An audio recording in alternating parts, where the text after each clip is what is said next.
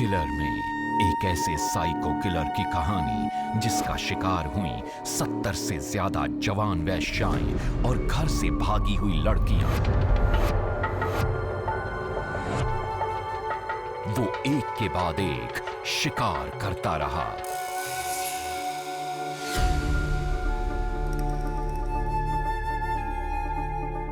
कौन था ये साइको किलर?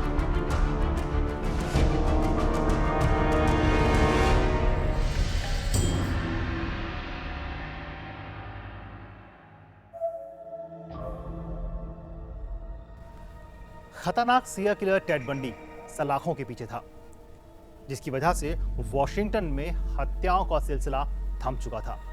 लेकिन 1982 और 84 के बीच किंग्स काउंटी में लाशें फिर से मिलने लगी। यह अनजान हत्यारा कौन था जो टेड बंडी के ही अंदाज में हत्याएं कर रहा था? जवान लड़कियों और वेश्याओं की लाशें मिलने की खबर मीडिया में छपी, तो इस खबर को टेड बंडी ने भी पढ़ा और एक खत पुलिस को लिखा। My opinion, the best chance you have of catching this guy red-handed is to get a site with a fresh body and stick it out. It's a good site if it has a fresh body or remains there. But you're going to get more than the drive-by. You're going to get the guy coming up to the site on foot or in his car. Jail में बंद Ted Bundy ने समझ लिया था कि कातिल जहां लाश को फेंकता है उस जगह का वो बार-बार मुआयना जरूर करेगा। लेकिन टेड की सलाह से पुलिस को कुछ ज्यादा फायदा नहीं हुआ।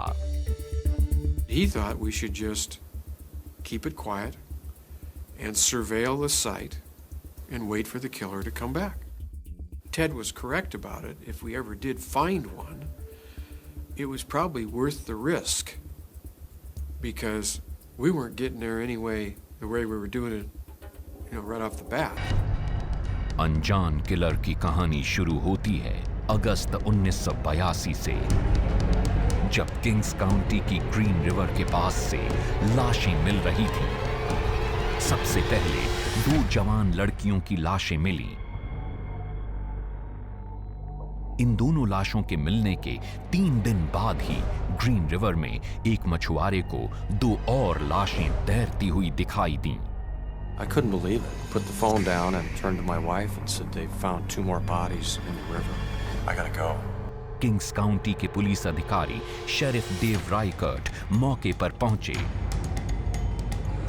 शेरिफ डेव ने घटनास्थल की छानबीन की तो वो हैरान रह गए। पास की झाड़ियों में एक अश्वेत महिला का शव पड़ा हुआ था।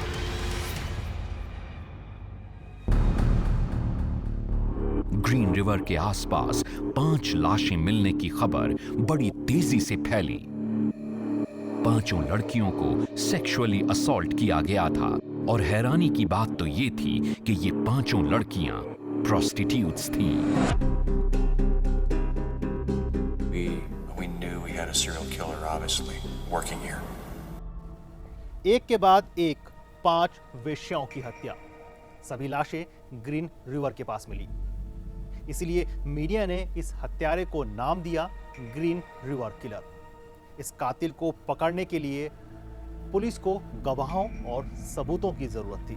लेकिन सबसे बड़ा सवाल था कि आखिर कौन रात के अंधेरे में बदनाम गलियों से बाहर लाकर इन लड़कियों को मार रहा है? इस कातिल का मकसद क्या है? जल्द ही पुलिस को 23 साल की डेब्रा बॉनर और 16 साल की विंडी कोफील्ड की लाशें मिलीं। हालात की गंभीरता को समझते हुए ग्रीन रिवर टास्क फोर्स बनाई गई। ग्रीन रिवर टास्क फोर्स ने कातिल तक पहुंचने के लिए छोटे बड़े सभी सुराग इकट्ठा करने शुरू किए। टास्क फोर्स ने रात में हाईवे पर पेट्रोलिंग भी बढ़ा दी। 20 अगस्त 1982 को टास्क फोर्स ने शक की बिना पर एक कैब ड्राइवर मेल्विन फॉस्टर को पूछताछ के लिए रोका। Wish I did. I wish I did know who did, because I'd put a stop to him. If somebody's going to point the finger at me and say, well, maybe you did this, I'm not going to wither up and turn and run.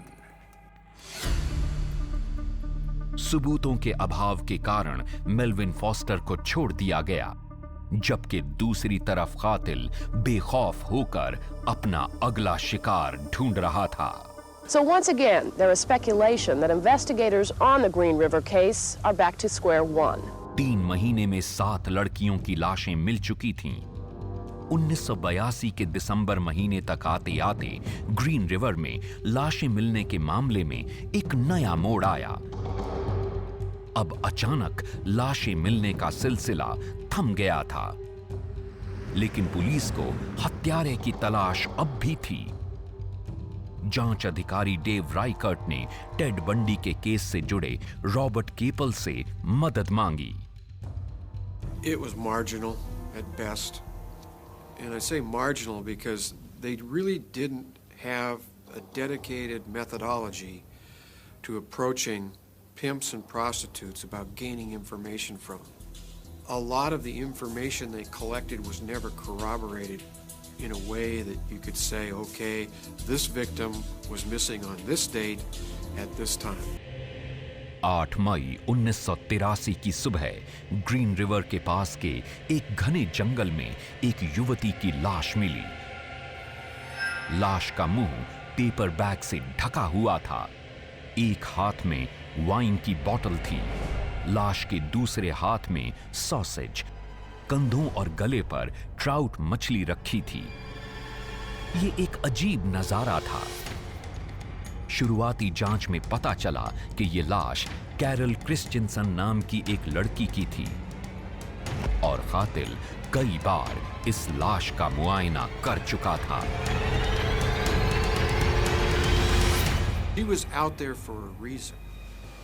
And probably the main reason was that the killer wanted to come back and see her life. Psycho killer अजीब अजीब हरकतें करते हैं।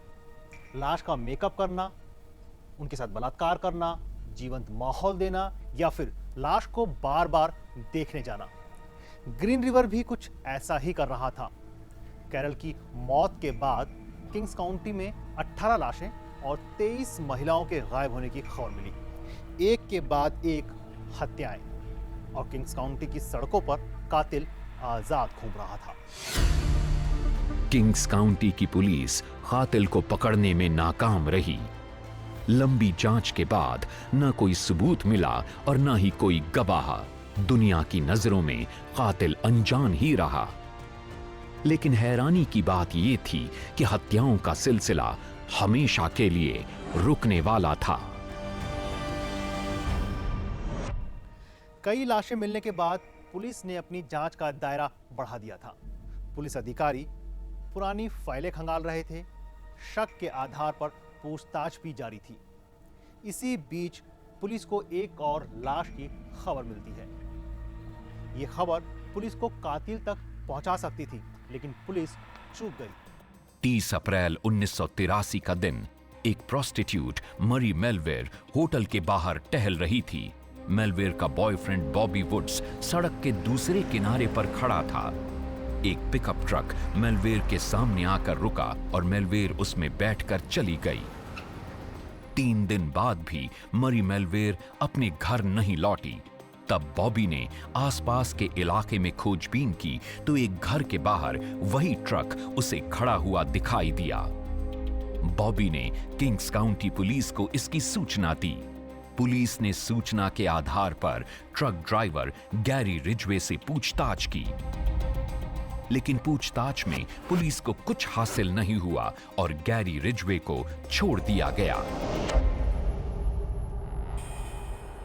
इसी बीच Gary Ridgeway के इलाके से एक और लड़की गायब हो गई थी। चश्मदीदों की मदद से पुलिस ने एक कॉम्पोजिट स्केच बनाया जो गैरी रिजवे की शक्ल से मेल खा रहा था। तफ्तीश में दूसरी बार रिजवे का नाम आने के बाद 1987 में पुलिस ने गैरी रिजवे के घर और ट्रक की फिर से तलाशी ली, लेकिन इस बार भी कोई सुराग नहीं मिला। पुलिस ने गैरी रिजवे के डीएनए सैंपल लेकर उसे फिर से आजाद कर दिया था। पुलिस की नजर में गैरी रिजवे कातिल नहीं था, क्योंकि उसके खिलाफ कोई सबूत नहीं था। फिर कातिल कौन था? यह गुत्थी उलझी हुई थी। कातिल को पकड़ने के लिए टास्क फोर्स के 50 से ज्यादा अधिकारी लगे हुए थे, लेकिन कुछ भी हासिल नहीं हुआ।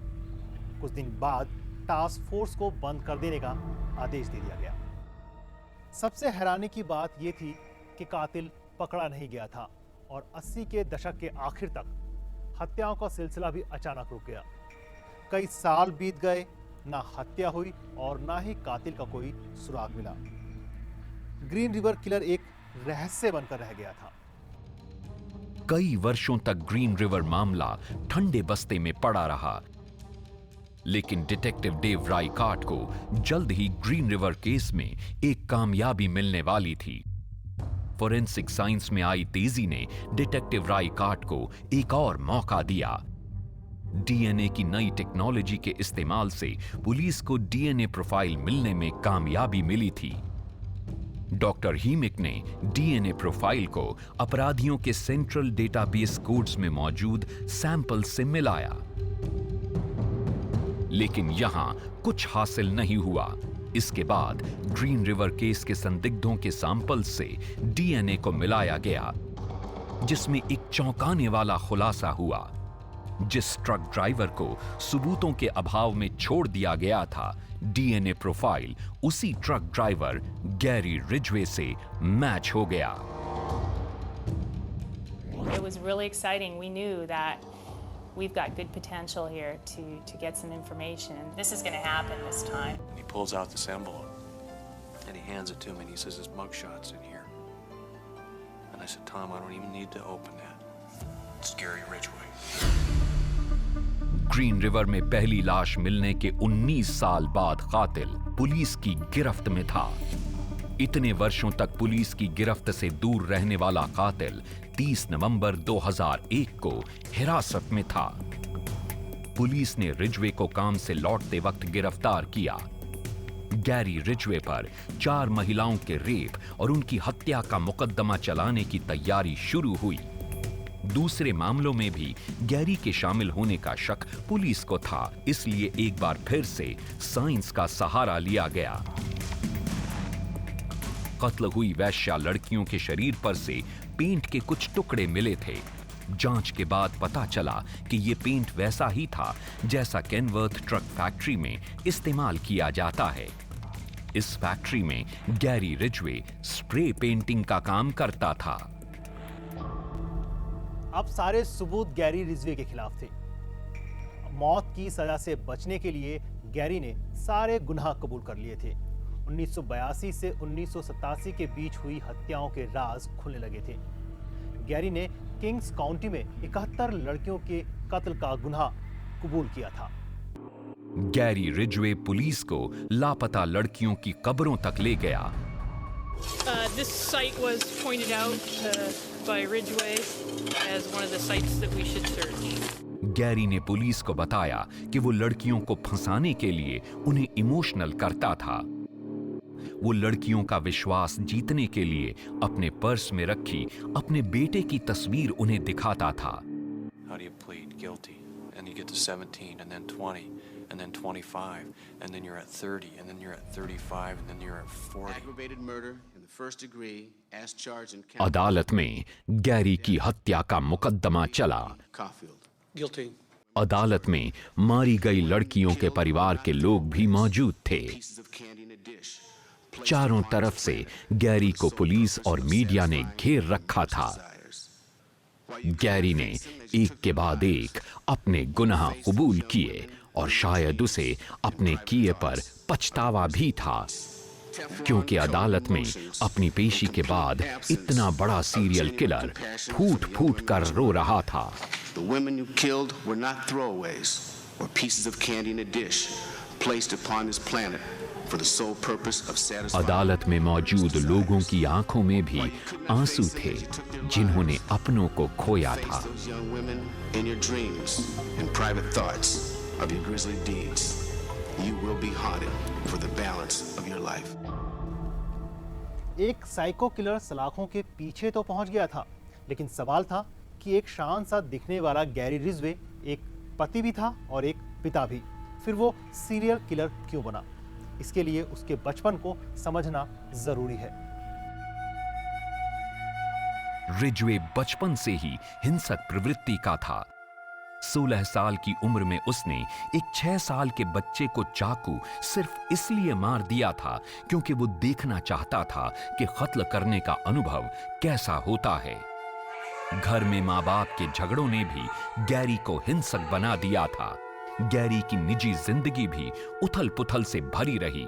गैरी ने 3 शादियां की थीं।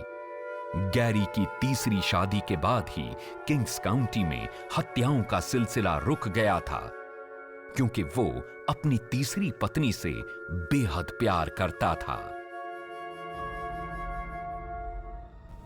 20 साल बाद एडवांस साइंस की वजह से ग्रीन रिवर किलर पुलिस की गिरफ्त में है।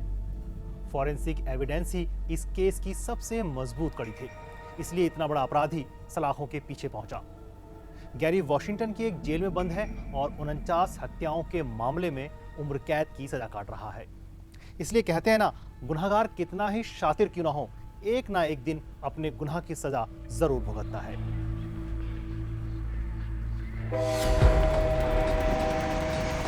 अगले एपिसोड में देखिए एक ऐसे सीरियल किलर की कहानी जिसे पकड़ने के चक्कर में रूस की पुलिस ने 1000 मामले सुलझा दिए, लेकिन कातिल फिर भी पुलिस की गिरफ्त से आजाद था।